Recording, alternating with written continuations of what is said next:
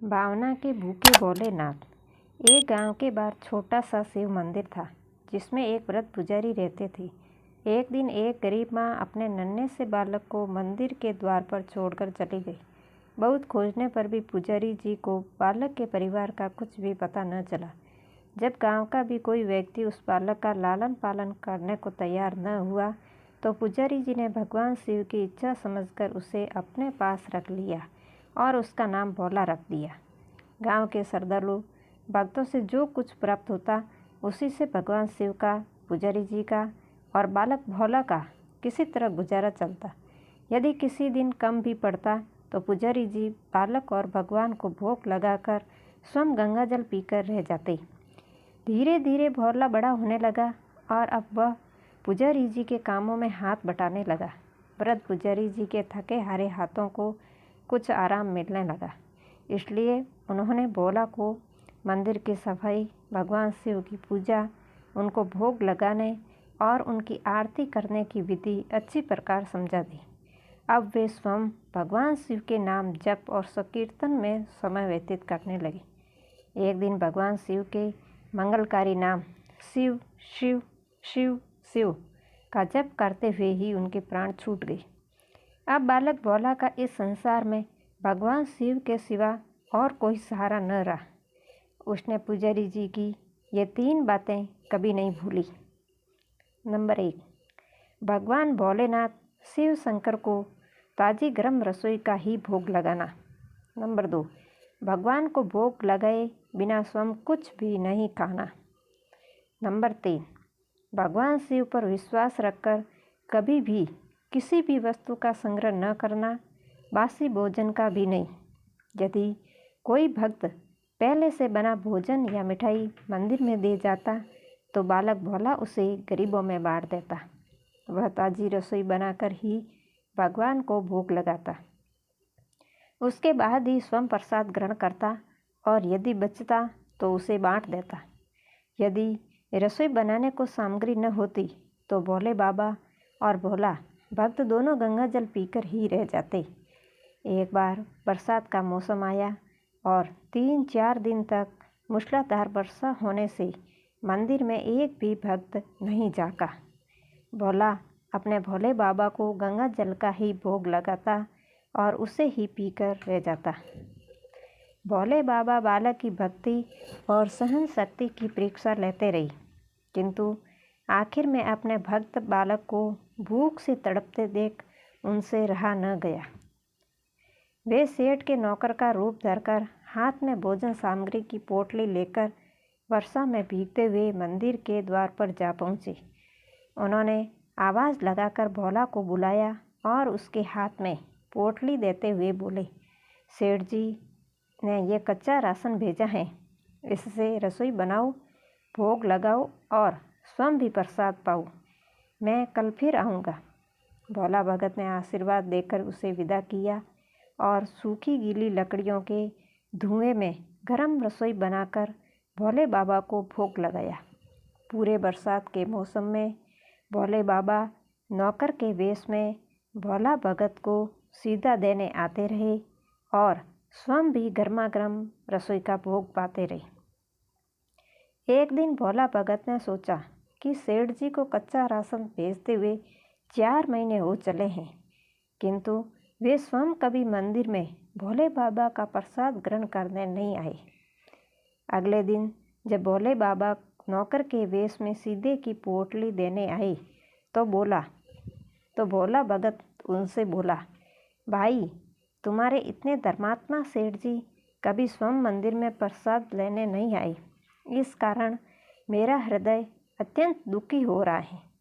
अपने सेठ जी से कहना कि कल वे भी मंदिर में प्रसाद ग्रहण करने अवश्य पधारें। सुनकर नौकर बने भोले बाबा चौंक कर घबरा उठे और बोले, पुजारी जी, सेठ जी मेरे द्वारा आप कच्चा राशन भेजते हैं।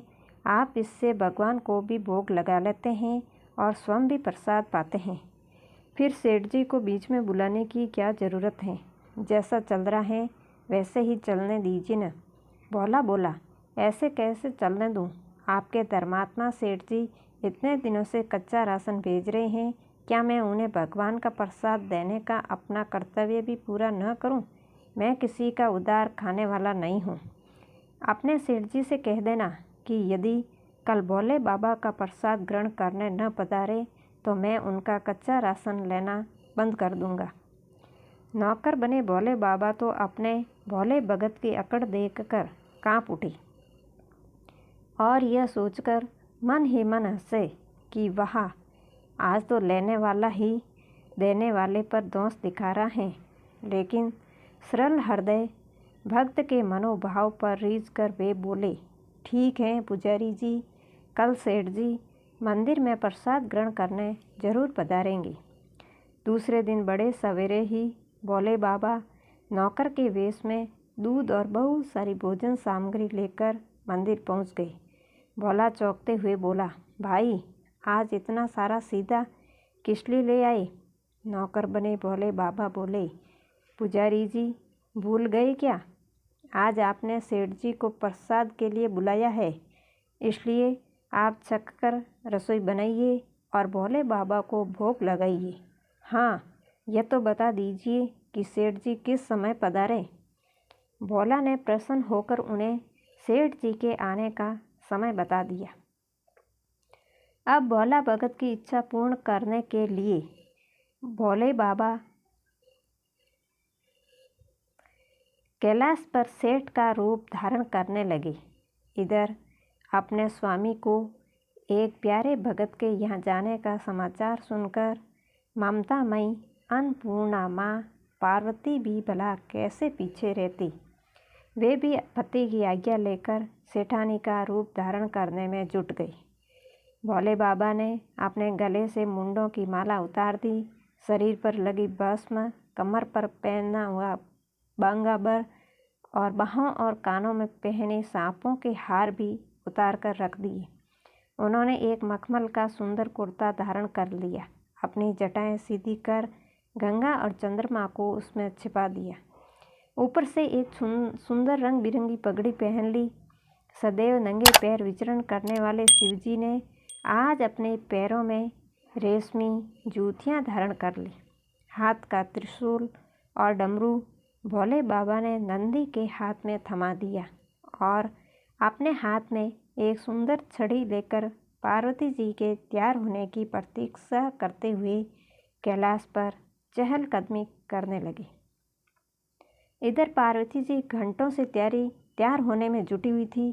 उन्होंने आज अपने पति देव के नगर में बनी सुंदर बनारसी साड़ी निकालकर पहनी, जिसका रंग सेठ बने शिव जी के कुर्ते से मैच कर रहा था।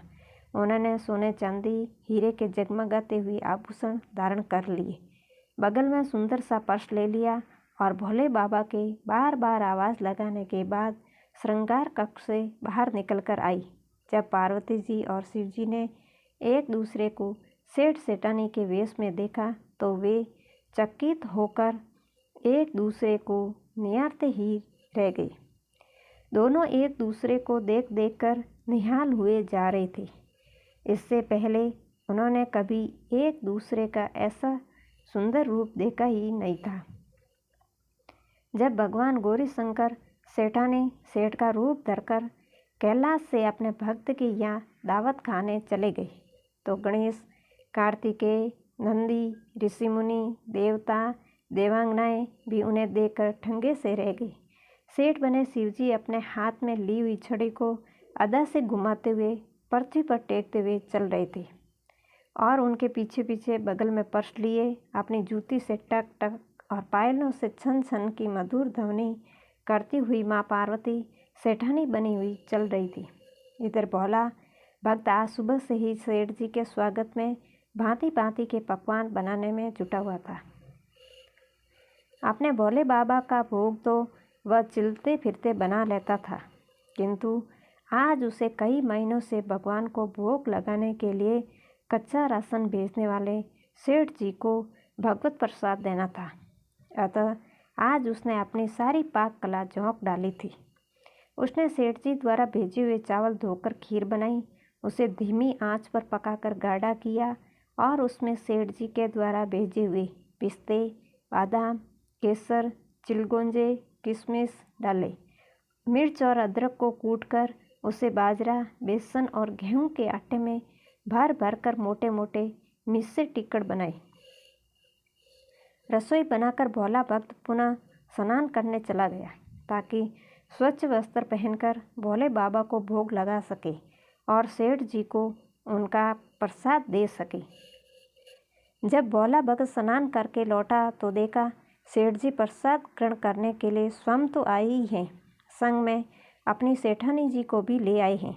भोला ने झट दोनों से राम राम की और उन्हें आसन देकर बैठाया और बोला, मैं अभी भगवान को भोग लगाकर आता हूँ, फिर आपको प्रसाद परोसूंगा। भावना के भूखे भोले बाबा से भूख सहन नहीं हो पा रही थी, इसलिए वे बोले, पुजारी जी, भगवान को जल्दी से भोग लगाइए, मुझसे भूख सहन नहीं होती। भोला भक्त बोला, सेठ जी, भूख तो मुझसे भी बड़े ज़ोर से लग रही है, किंतु मैं अपनी भूख के कारण भगवान को भोग लगाना नहीं भूलता। यदि दुनिया के सारे लोग इसी तरह अपनी भूख के लिए भगवान को भोग लगाना भूल जाए तो भगवान तो भूखे मर जाएंगे।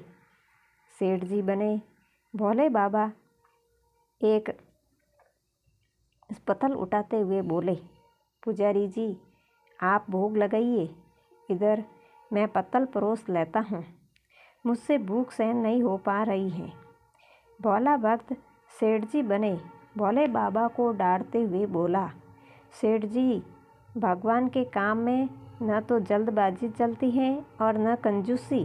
मैं जब तक भगवान को भोग नहीं लगा लेता, आप रसोई के पास भी नहीं फटक सकते। चुपचाप इधर बैठ जाइए और ओम नमः शिवाय जपते रहिए।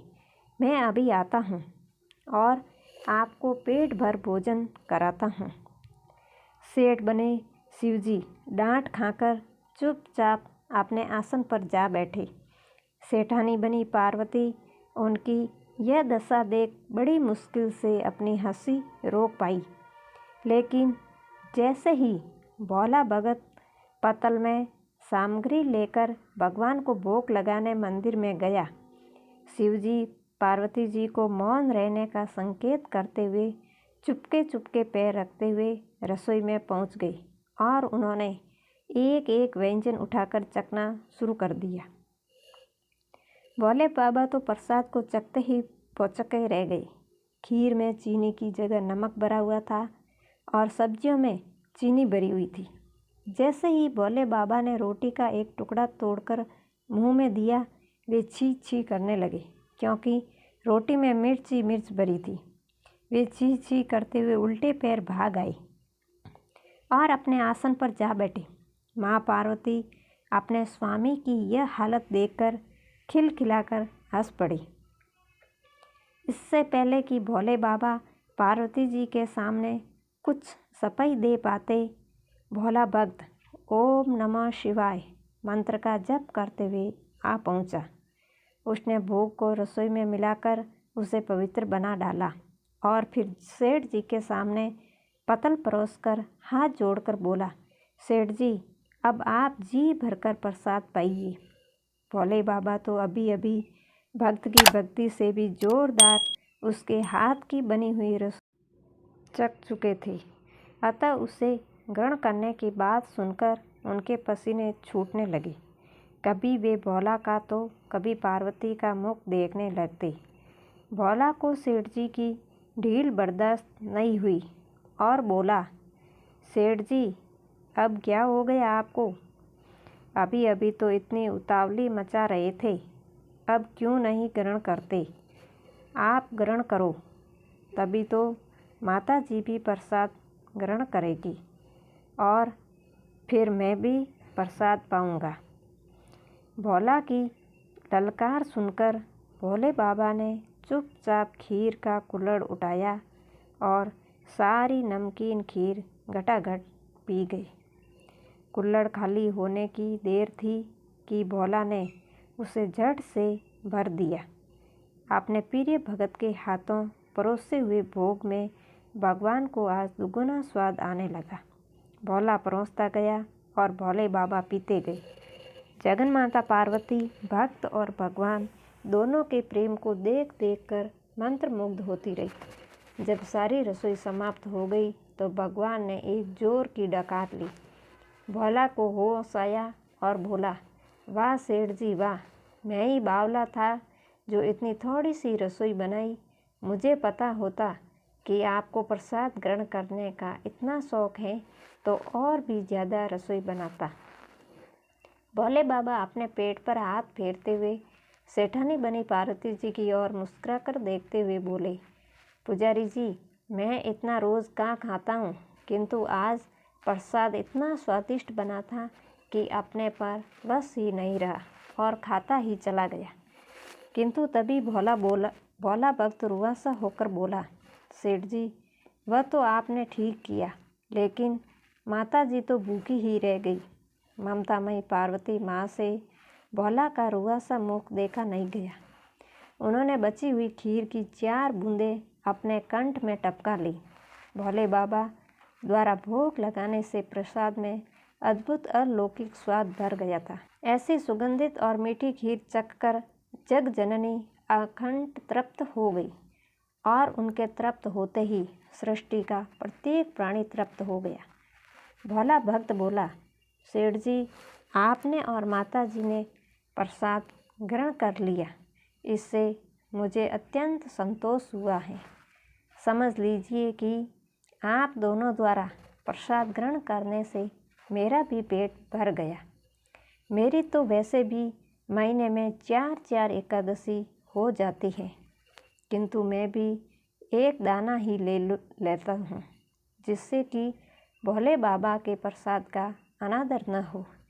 यह कहकर जैसे ही भोला ने खीर के पात्र में लगा चावल का एक दाना उठाकर अपने कंठ में डाला, उनकी जन्म जन्मांतर की भूख प्यास मिट गई और समस्त वासनाओं और इच्छाओं की तृप्ति हो गई। उसके ज्ञान के नेत्र खुल गए और उसने देखा कि उसके सम्मुख त्रिलोकीनाथ भगवान शंकर और जग जननी माँ पार्वती आशीर्वाद की मुद्रा में मुस्कुराते हुए खड़े हैं। भोला दौड़कर उनके चरणों में लौट गया और उन्हीं में समा गया। हर हर महादेव।